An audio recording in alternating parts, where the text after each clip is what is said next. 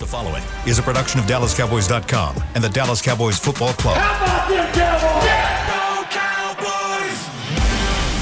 Cowboys! This is Mick Shots, streaming live on DallasCowboys.com and the official Dallas Cowboys app. Now, here are Bill Jones, Everson Walls, and Mickey Spagnola. Go, Bill. It's time for another edition of Mick Shots inside the SWBC podcast studio here at the Star in Frisco. High noon on a Tuesday. Bill Jones, the man from Grambling, Everson Walls. That's right, baby. And the man in the tie, Mickey Spagnola. Dressing very important today is Mickey Spagnola. Yeah, but I'm not, so... I think it's more I'm lazy because I didn't want to have to dress again for TV. So it's TV Mickey today. That's why he has a tie on. I didn't want to have to change. Yeah, he went and got the old clip on, and it's time to be on TV. On, that's it. There you go, man. That's good. Hey, when's the last time you wore a clip on? Sunday? No.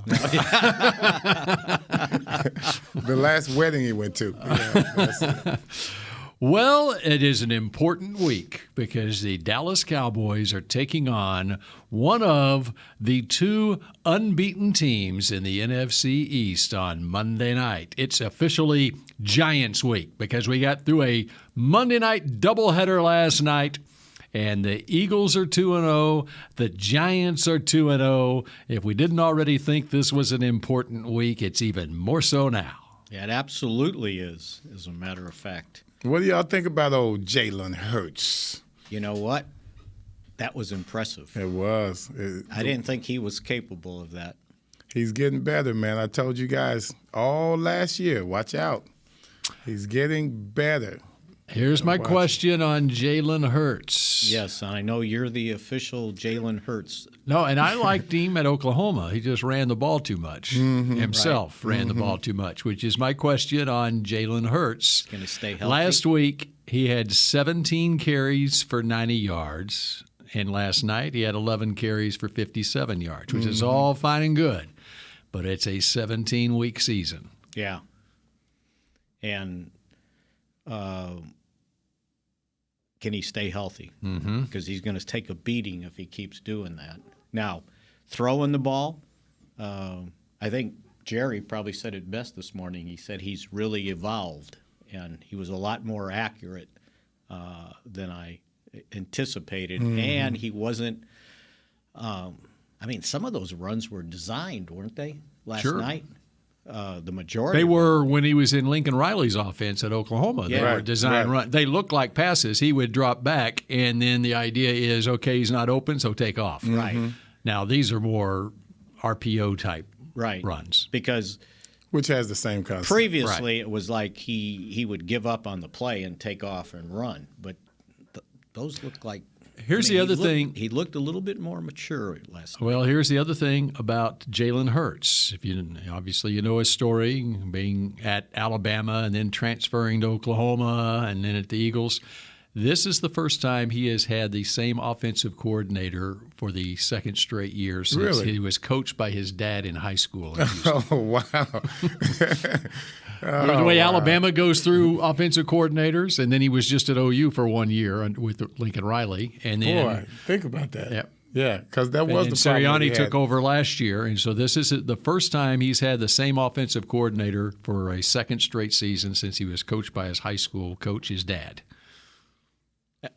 It makes a difference. That's a lot, but that's a lot of knowledge. You know, I always talk about the coaches that there is a positive to that. There is a positive. You learn if you're listening. You learn a lot of things. I have 5 great coaches. You learn a lot of things. You can forget many things that a lot of people don't even know just because you've been around such knowledge and greatness and different styles.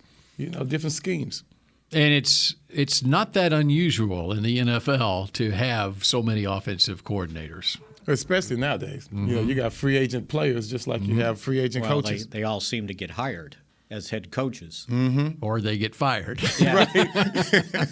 And that too. So anyway, that's what. And so it takes us back to Sunday. And Yes. thank God the Cowboys won that game on Sunday. Right? We can all agree. Oh, absolutely. Isn't it funny how winning It changes puts the whole all complexion. it puts all those questions and pessimism aside? Because I was looking at the game last night. I looked at it again, and there was a moment in the game where, there was a bit of confusion. I guess not confusion, but McCarthy decided to do it one way, and it could have turned out on the last badly. drive. Yeah, on that last drive. Yeah. No one talked about that. Yeah. Yeah, Once they converted on the next play, everybody forgot all about it. Didn't they? Yeah, but when you think about it, I mean, on the completion of the it was first a down play. completion. No, he did not make a first down, if I'm not mistaken. Right. No, it was a first down play. It was a first down and play. he made a completion, like 8 and there was a yards or penalty. something, and the penalty. So Yeah. he took the yards Which set up 2nd and 2, I think. as opposed to being 1st and 5, I think right? it was 2nd and It would have been 2nd and 2. Yeah, it would have been 2nd and 2. it was 8 yards. Yeah, right? 8 It would have yards. been 2nd and 2. 8-yard completion to Mm-hmm. CD, and it was a defensive holding call that was a 5-yard penalty Declined. and a first down, and declined. And He took, declined it. instead of He taking took the yards. with 51 seconds left in the Yes. game, decided to take the 3 extra yards instead of. And sacrifice the one down. Right. Sacrifice the down. So then on the 2nd and 2 play, 12-yard completion to Noah Brown. So hold on. Before you go. But the downs, Does the clock start? That was the question. No, it did not. No. Okay. It- Either clock- way? Either Either way. way. Either way. No, either way, the clock is not because starting they until threw the a snap. flag. Yeah, you go. because of the flag. There you go. Okay. So the clock was stopped at 51 seconds. But does it start like, once you get up there, or do you have no, it's on the snap. Especially when it's a defensive penalty. Gotcha. Right. So, yeah, and he valued – I mean, he probably Yardage. figured at that point there was 51 seconds left in the game. And that's the other part of this. They were at valued the the yardage. their own 43-yard line. Yeah. And then Cooper rushed 2 clutch passes, right, to Brown, and then one to CD, the sideline route. Right, the 10-yard. comeback Well, route. and the Brown one was a tip ball. Yes. And so let's say, what if that was incomplete? Now you're facing 3rd and 2 with 46 seconds left or whatever, and that could become a factor.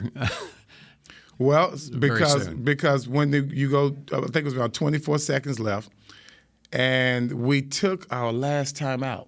Did we have to take that timeout? Before at 24 seconds. Did we? Why didn't we just clock? Why didn't we clock it? It felt like it was getting dicey there. Yeah, well, that's right. and so we got nervous, right? We called the timeout instead of it wasn't a deep pass, so it was a 10-yard route, maybe 15-yard route. You could have easily come up. So you're at the and just 35-yard line, clocked it. 1st and 10. So right now you've got a 53-yard field goal attempt, and no timeout. And clearly they wanted to get to the left hash mark. Okay. Yeah. And so they could have, at 24 seconds left, they could have clocked it. Okay. Then ran the ball. And then called the timeout. It Could have done it that less way. dicey. That's what Tony Romo was screaming. There was a lot and less the other dicey thing- with the way you're talking about. And I think Romo was screaming during the play, or maybe I was screaming during the play Get out of because bounds. no. that's what I. Go ahead. No, go ahead, I was go ahead. screaming, Go ahead. no holding call. Yeah. Because Yeah. you run a wide play like that, and a lot of times you get. I think Romo may have said it. I did say I it. know I said it. And He says, "Oh, you don't want to hold." That's right. We've been down that road before. I think in Detroit that happened, and then Matthew Stafford brought the Lions back to win a game after the Cowboys got a holding call. So anyway, it played out. Yeah. All's well that ends well. It played, and so they run the play to Pollard. Why didn't he just go out of bounds? Yeah, because he was headed there, and then he And cut he up. cut back inside. He cut up. I mean, It's like as if we had another time. and I'm out. having flashbacks of the last game of last year, and I Which is immediately what looked they at the also clock, brought up last year. and I Hey, saw- when's the last time we've been there? Oh, we were last time. Yeah. I saw, thanks a lot. Yeah. I saw 18 seconds, and I said, okay, they should be able to spike it in time. So- 18 seconds. So that's why they called the timeout with 24 seconds left. They No, gave that it is not good. That is not good. Well, and think about this. And I keep hearing for 2 days about, being aggressive, the 4th and 2. Mm-hmm. What if they didn't get it? I know. He would have got roasted. Here we go again. Taking chances, having to gamble. He doesn't trust his team. That's why I prefaced that question yesterday with the only time in the last 21 years that a Cowboys team has started a season 0-2 is 2010, and we know what happened that year. By the way, on that note, the last time that the New England Patriots started a season 0-2? It was 21 years ago. It was 2001. Yes, 21 years ago. Who was the quarterback? And it wasn't Brady yet. No, right. not yet. And okay, and so you think, wow, that is an amazing record. Over 21 years, they haven't started a season 0-2. Well, the Cowboys have only started a season 0-2 one time in the last 21 years, and that was 2010. So they even won their second game in 2001. I think 01 was the year they started 0-2. That's so when you go back. That was the same year that the Patriots. With Quincy. Yeah. So yeah, I just had to bring that up. That was that was great point. Yeah, that was something right it is, there. and we that's how happy we were yesterday. We didn't even talk about it. We didn't even hardly allude to it. Actually, I think when they was Positivity Monday. This is Negativity yes, it was. No, when they this is an armchair quarterback Tuesday. Yeah. when they asked, we would have talked about it if they would have lost the game on Sunday. Oh yeah. When they asked McCarthy right away, how he celebrated or whatever, and I'm going, he probably was just relieved. Yeah. More than a celebration. It was just, thank God. Mm-hmm. Otherwise, this thing would have continued for another week, and then you go to 2-0 Giants on the road on Monday night. That place will be hopping. We actually have Mike McCarthy's comments about celebrating. If you would like to hear them, Mickey. Okay, I could hear it again. Okay. I got to really start working on my drama. Because there's times where I just don't feel like I fit in around here. I just I guess I did. I guess so. I'm just going to lie to everybody. Yeah, I took a moment. I went in there and got my press conference done as fast as I could. I got a shower, and my wife's out of town, so I got home to babysit the girls. So I had a big night. Got an endorsement there. All right. Big night. Nice endorsement. All right. That's a great point. Have you noticed a different Mike McCarthy this year? A little looser? Uh-huh. Yeah. I have too. Because that's it's funny, because when we were in training camp, everybody kept saying, boy, is he tight. Oh, he's tight. I'm like, no, he's not. I didn't think that at all. But they were all thinking the noose is right there. And they were tight. Yeah. Right. They were anticipating tightness. Yeah. Like, what happened after the first game? And he got beat. What was the question? The hot seat get hotter? And I'm sure he was thinking, well, what hot seat? And, okay, fine. I don't think he has a worry. I'm not saying he was uptight the last year, the year before. I think he's very comfortable now in his third year here. He's it's just like you take a new job anywhere, doing anything, and you're not as comfortable your first year, second year as you would be your third year, and so we're seeing more of what he is really like this year. Yeah. Well, when you're doing Hard Knocks. Wasn't that last year? Yeah, you have a tendency to. You can't really be yourself, and the camera's always in your face. That's right. And you always see. Unless you're Dan Campbell. But here's the thing. Even if you're always conscious of the camera, right? So you really don't know if your actions or your, instinctive actions or not. It's, am I catering to the camera, or by not catering to the camera, am I catering to the camera? Yeah, like right now with Everson. I mean, he is totally different once we're on the air than what he's. Have you noticed that? Now you liar. Shut up.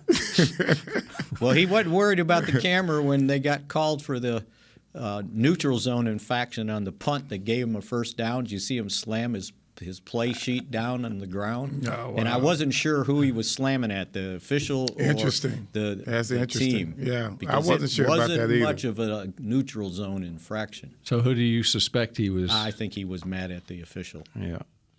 I think we have to get out of the officials' scope sight. You know what I mean? Because right now they're really looking to any crucial situation in the game. It almost feels like they feel obligated to be a part of it, to remedy something that really might not need rendering or remedying.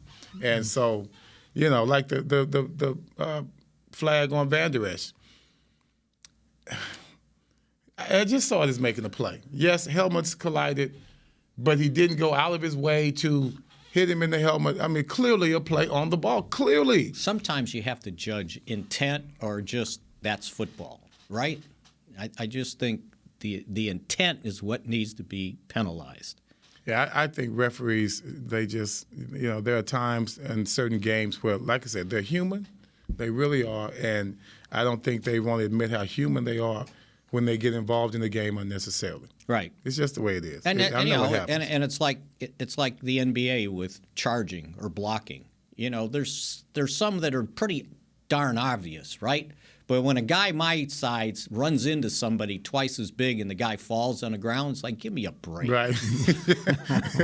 So, yeah, I think that they unnecessarily become engrossed in the game, in the moment, and that's not good. We have that too many times. Okay, who's going to play tight end for the Cowboys on Monday night at the Giants? Mickey has that answer for us when we come back on Mick's Shots in just a moment. Yeah. We paid how much for those lessons? Shh, she's doing great. Oh, yeah, totally. Can you pass me a Pepsi Zero Sugar? Great job, honey! Oh, look at that. That's not the end. No way. Now it's time for the encore. You know what? You're right. 5 times? Not enough times. For everyone who traded in rock concerts for their kids' recitals, you've compromised enough. Pepsi Zero Sugar. That's what I like. The Medal of Honor is our country's highest military award for valor in combat. More than 40 million individuals have served in the armed forces since the Civil War. Fewer than 4,000 have received the Medal of Honor. The National Medal of Honor Museum will be a place to preserve these legacies and inspire America. It's being built right next door to the Dallas Cowboys in Texas. Help us honor our country's greatest heroes. Learn more and get involved at mohmuseum.org. Nobody protects you from mayhem like Allstate. I'm a broken traffic light. Stop and go is the name of my game. It's easy. You go, they go.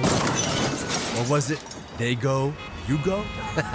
And if you have the wrong car insurance, these repair costs could stop you in your tracks. So get Allstate's new low auto rate and be better protected from mayhem, like me. Not available in every state based on coverage and limits selected. Subject to terms, conditions, and availability. In most states, prices vary based on how you buy. Allstate Bar and Casualty Insurance Company and affiliates, Northbrook, Illinois. Star Sports Tours is the only official fan travel partner of the Dallas Cowboys, offering exclusive game weekend travel packages with pre-game sideline access and photo ops with current players, cheerleaders, and Cowboy legends. You want to stay at a team hotel, attend the best tailgate party in Texas, tour the Star, and talk X's and O's with me, Everson Walls? With Star Sports Tours, you can. Visit cowboystravel.com to book your travel package today. Back to Mick's Shots. K-Post Roofing and Waterproofing, proud partner of the Dallas Cowboys. From corporate homes to your home, have your roof checked by choice, not by chance. Call now, 214-225-4860, kpostcompany.com. All right, we continue on with Mick Shots on a Tuesday as we get you set for Cowboys-Giants, and we look back at what happened on Sunday afternoon against the Cincinnati Bengals. And, in contrast to a week ago, the injury report was much better than the first game of the year, but there is a major concern for this team heading into the third week of the season. A new concern. There is, and tight end Dalton Schultz has suffered a sprained PCL to his knee late in the game. He tried to come back. I think he got back for one play, and then he exited. So that at that point, though it was late, that left the Cowboys with 2 tight ends, both rookies, right? That's right. Jake Ferguson and Hendershot. And if Schultz can't go, that's what you have on the 53 right now. You got Sean McEwen on the practice squad, but again, they used their 2 elevations last week for a backup quarterback, which you need again, and for the backup offensive lineman, which you probably need again. So now you got 2 rookie tight ends if Schultz can't go, and the guy that could have gone in there as a blocker, McGovern, may not get back in time. And he would have been the next guy. That's the high ankle sprain, right? Yeah. You never come back fast from that. And he's been doing rehab on the cords, the resistant cords, so that's kind of encouraging. And the other guy that could have gone out there and be like, well, they did it, didn't they? The third, that was Cincinnati did that. Their third blocking tight end, they used an offensive tackle, right? Cowboys did use a fullback, Luke Gifford. Luke Gifford for the first time got 1 offensive snap at fullback. And but did you hear what McCarthy said about that? No. It's like, thank God he went in there and blew it up because Micah Parsons wants to do that. It's good. It's think about it with Gifford. That's a pretty good little role for me. And you see it a lot of times where a linebacker or college defensive end actually converts to fullback full time in the NFL. Isn't that what? And several teams have linebackers who double up at the Cowboys had a. Keith Smith was a linebacker. And now he's plays fullback full time for the Atlanta Falcons. Before that, it was I could just think of his nickname. They called him Moose, Big Red. Oh, kidding. No, Big Red. He was a linebacker, and they moved him to fullback. So we're getting away from the point. Yes, of this. from the problem. Dalton Schultz, and with a PCL. And Jerry sounded iffy this morning when he was talking about it. Like it sounded like it was a 50-50 thing. If he could get back in time for this week. For this week, yeah. Okay, that could be big, guys. That really could. That tight end, that's your outlet.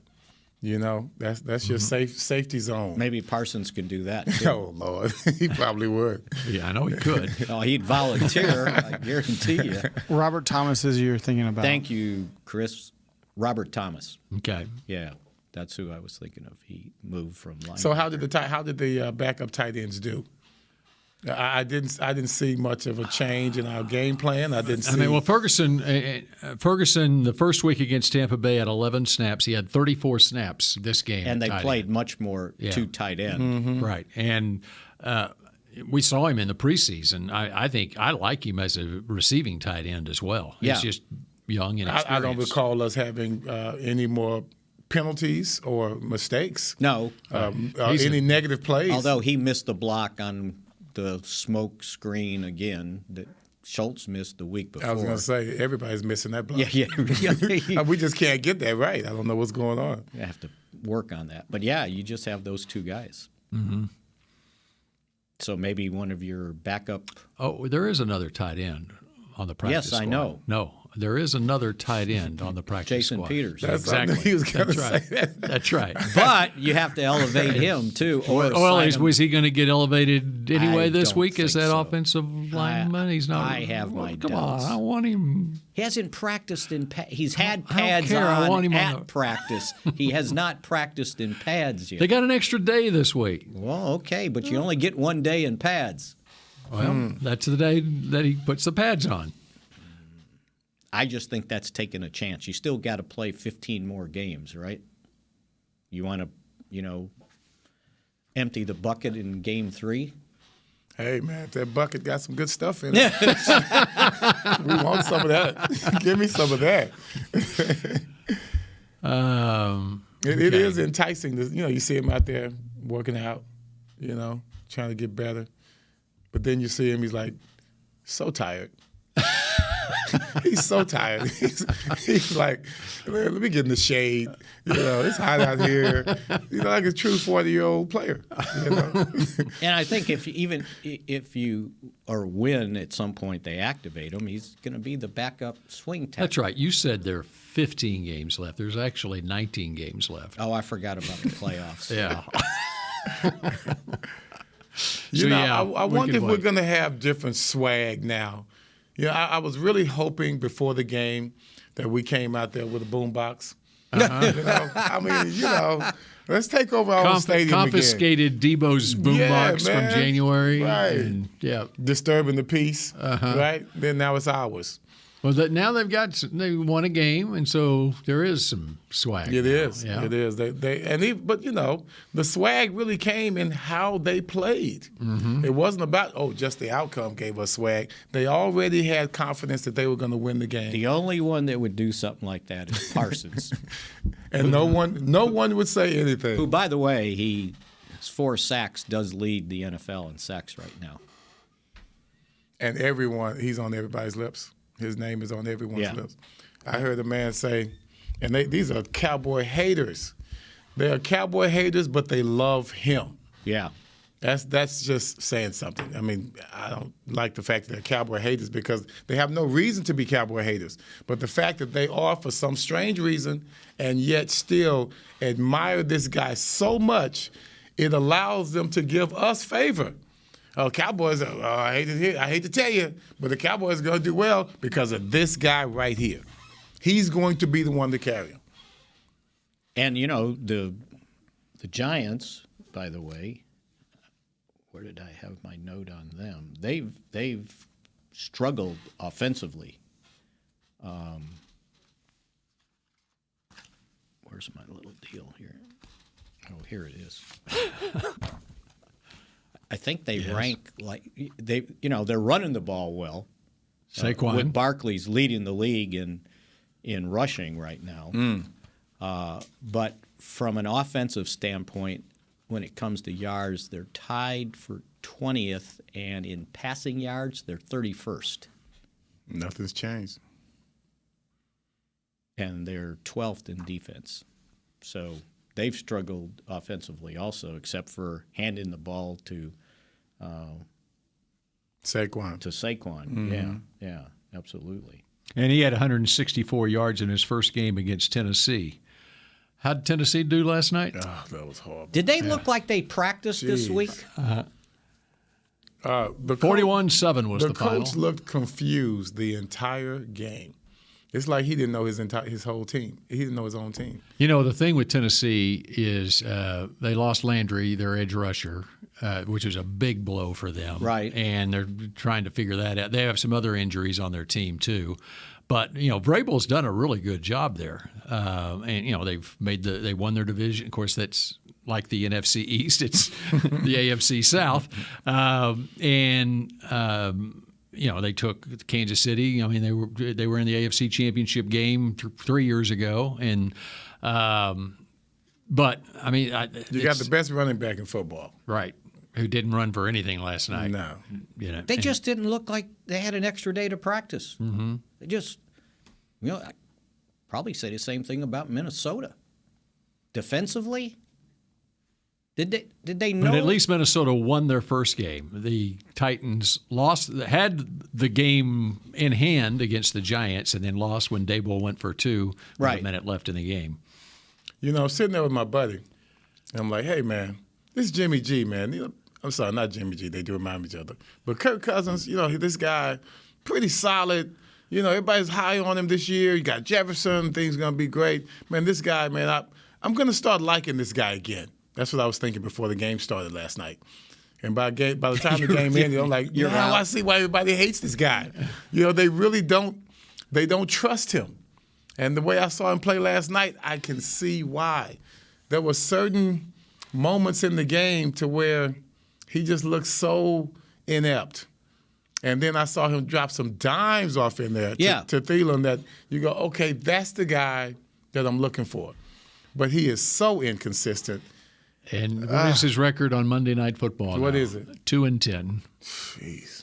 And see, that's clutch games. That's the worst record in NFL history. That's on clutch Monday Night games. Football. That's when you got to come through and show the fans and show the nation what you're all about.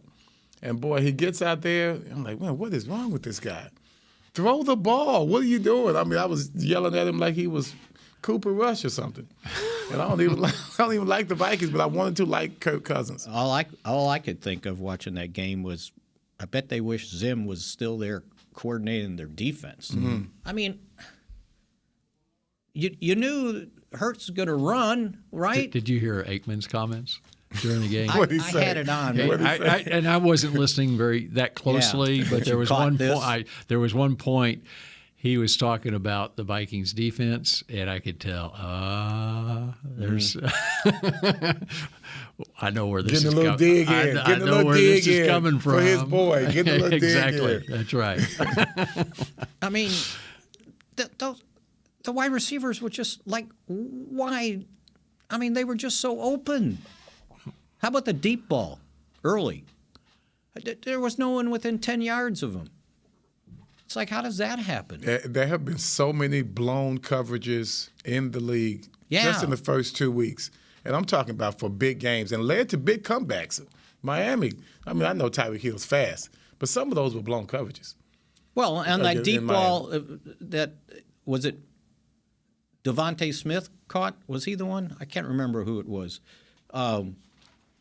They were in zone, and the safety was supposed to pick him up, and he saw the tight end, and he broke on the tight end. And it's like, seriously? I have to raise my hand on that one. I did that once. Let the tight end catch one for 10. Well, it was a deep end cut, though. So that's the design. Uh-huh. They want you to jump that deep end as a free safety. I played safety that night, and there goes John Taylor on Mark Collins, on that skinny post. And he's getting up looking at me. And he's, the body language is almost like he's pointing the finger at you or something. So, by the way, happened before. On the Tua comeback, a lot of times, and we talk about, I mentioned the injury issues Tennessee's had. Ravens have had some issues in their secondary. Yes. And Marcus Peters, that's his first game back from ACL surgery, and you could tell it was his first game back from ACL surgery. But they have issues in their secondary to the point that Darryl Worley is getting snaps in their secondary. Oh, really? Yes. So that leads to a 28-point fourth quarter or whatever it was that Tua put up against him. Do the Giants have a problem at linebacker? Do the Giants have a problem at linebacker? I haven't studied them yet. Why? Because they just signed Jalen Smith They sure did. Thank you. They just signed him. And Jalen, is that just for us? I don't know. It's not like he has a whole bunch of knowledge about that no one else has, right?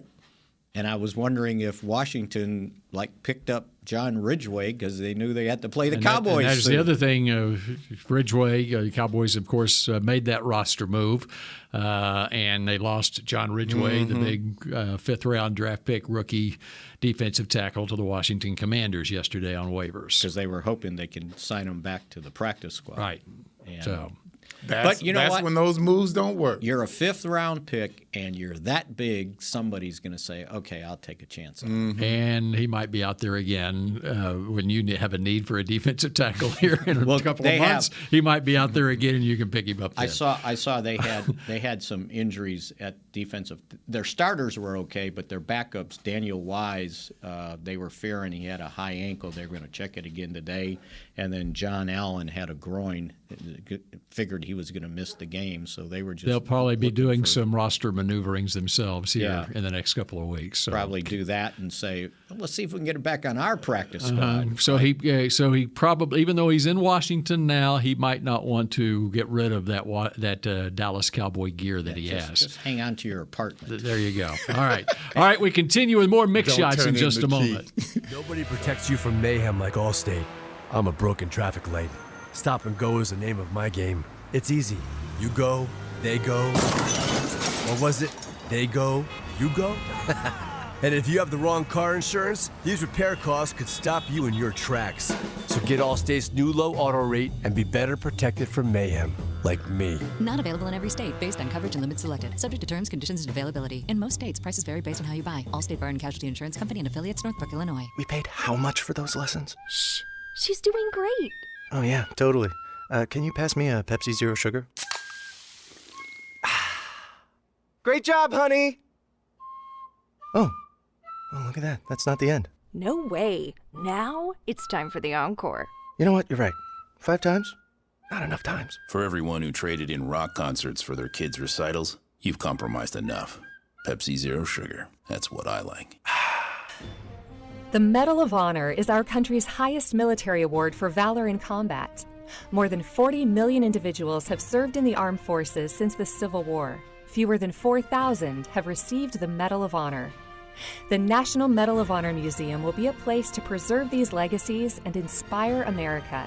It's being built right next door to the Dallas Cowboys in Texas.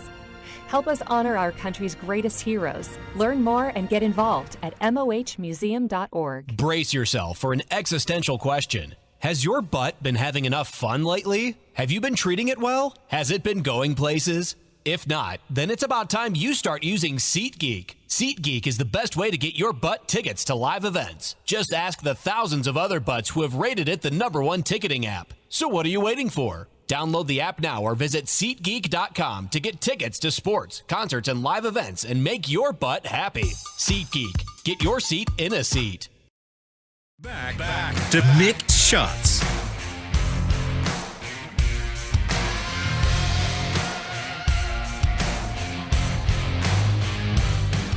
Limited tickets for the 2022 Dallas Cowboys season at AT&T Stadium are available now. Visit DallasCowboys.com/tickets or SeatGeek.com, the official ticketing provider of AT&T Stadium.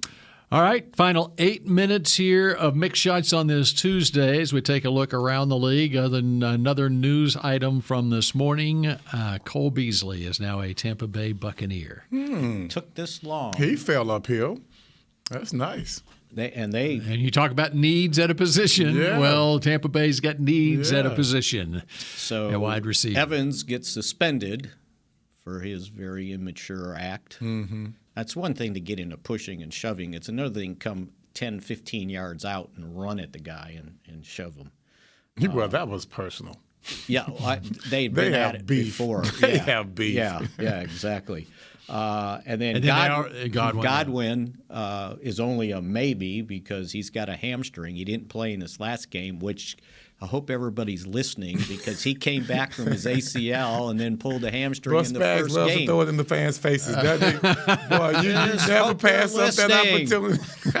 And then Julio Jones. People out there going, Spags. Well, he's also throwing it in my face because I want Jason Peters to come back. There you go. And then Julio Jones missed with a hamstring, so they needed receiver help. You know, that's a guy that last 2 seasons has caught 82 passes.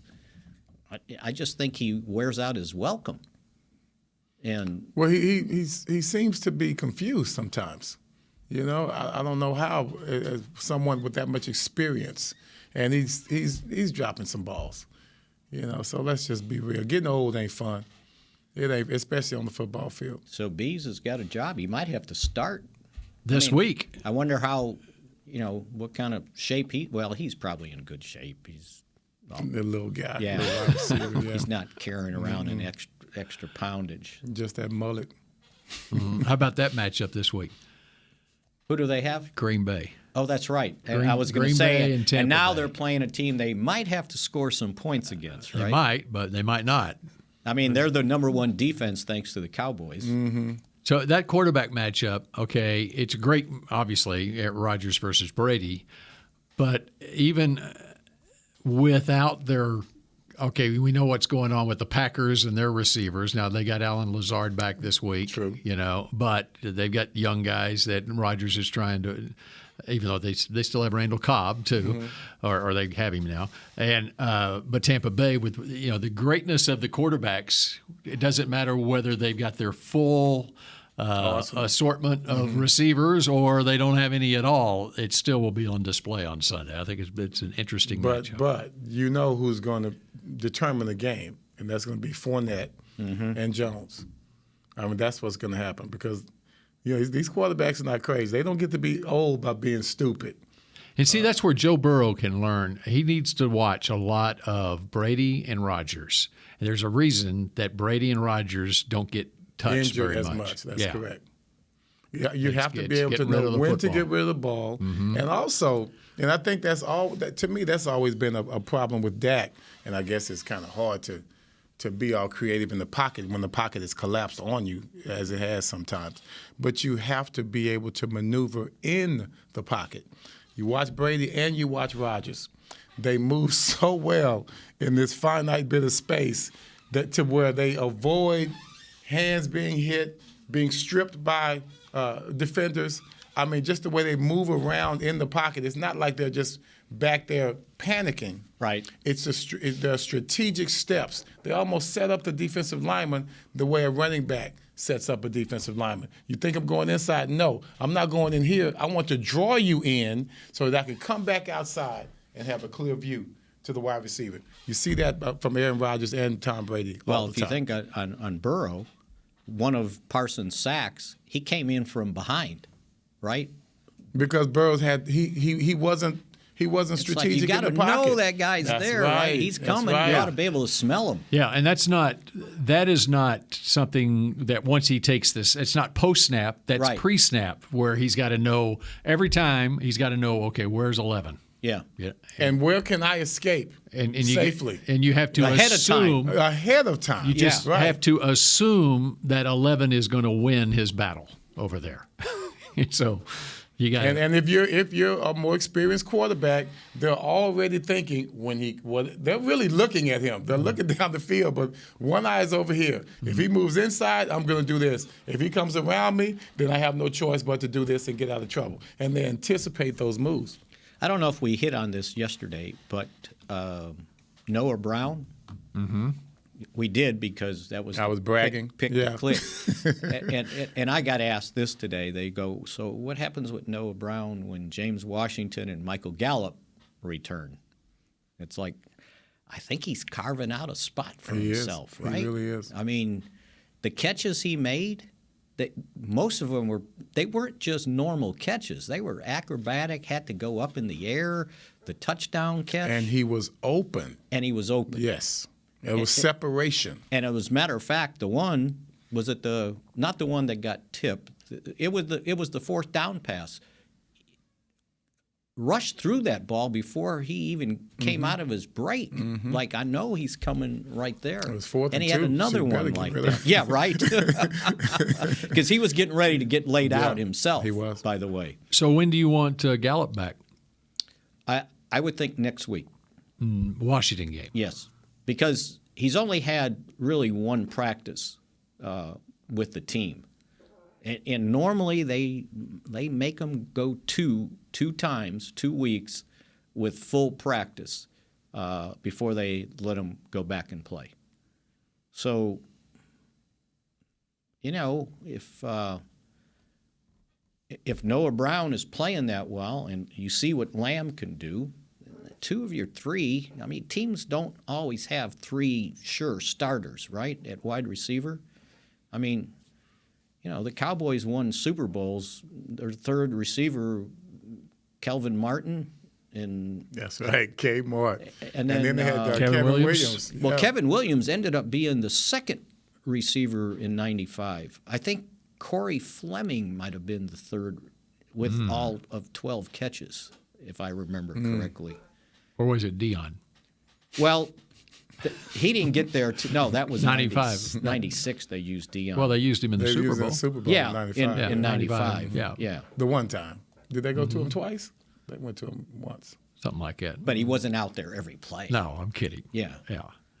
But when Michael was missing in 96, they used him. Now, Dion considered himself the what receiver? Number one. Dion considers himself God. So let's just. Have you had any dealings with Dion lately, like in the last few days? I have not. Has your school had any dealings with Dion in the last few days? Yes, they have. So what are you trying to ask me, Bill? The fact that we got beat 66-24 in Jackson, Mississippi, and then he calls out our fans. He said we don't have loyal fans. And boy, they lit up into him on the internet. My daughter keeps coming to the room, Dad, they are killing Deion. And she just keeps telling me that. So sometimes you better watch what you say. Fans are weird, especially college fans. Mickey had a big win this week, though. What's that? Missouri. Oh yeah. Who'd y'all beat? They struggled. Beat Lacewell School. Arkansas State? No. ACU. ACU. Oh, Abilene Christian. That's what it was. That was right. School. Took down the Christians. I didn't know they had a football team. They got to play Auburn this week. Oh, you get to play Auburn this week. Yeah, that's what I'm saying. Yeah, you said they got to play Auburn. Well, it's on the road. You get to play Auburn. They are struggling. Yeah. And how about game at AT&T Stadium on Saturday night? Arkansas and A&M. Saturday night, 6 o'clock, AT&T they Stadium. Did well last week. That was impressive win. But we need to remind him what his score was at halftime. What? What was your score at halftime on Saturday? 42-7? No, it was not. Was it? No. The week before. What? Oh, against Kent State. I meant Kent State. We got things corrected. We got to play Nebraska. You made the adjustment. That's all you had to do. No, the adjustment is you have Nebraska. Kent State against Kent State. OU was trailing 3-0 with a minute to go in the second quarter. But we fixed that. We got Nebraska the next week, and it was 42-7 at halftime. After Nebraska fired their coach. As a matter of fact, I was doing when we were doing the tour, the sports tour thing on Saturday. Some guy came up to me and he introduced himself and pointed out he played football at Kent State. Yeah. And he said, and I could tell kind of how old he was. And I said, so were you there when? That's all I had to say, right? Yeah. And he goes, oh, yeah, I was there when those students got shot. I was on the football team. Wow. For Dad in Ohio. That was a song by Isley Brothers. Yeah. And so, it was kind of, I said, well, you experienced history, right? And but they came in from Alberta, Canada. And I met a couple from the Netherlands, from the Dominican Republic, and from Italy. Spags is watching the game. I don't know what he's watching. And you put the phone in your pocket, and I could still hear the game. No, I turned it off. I could hear something. I could hear. Are you sure you turned it off? I didn't say anything, but I could hear something. It was right there. I'm like, I hear something, but I didn't say anything because we were doing good work. Mickey listening to Mizzou and ACU down to the wire. Hey, if you're a fan, you're a fan, right? That's exactly right. Don't give up. All right, and that we are past time here we go. on Mick Shots. We're going to get docked 3 minutes tomorrow. We will talk at you again tomorrow at noon. Go Cowboys. This has been a production of DallasCowboys.com and the Dallas Cowboys Football Club. How about this, Cowboys? Yeah!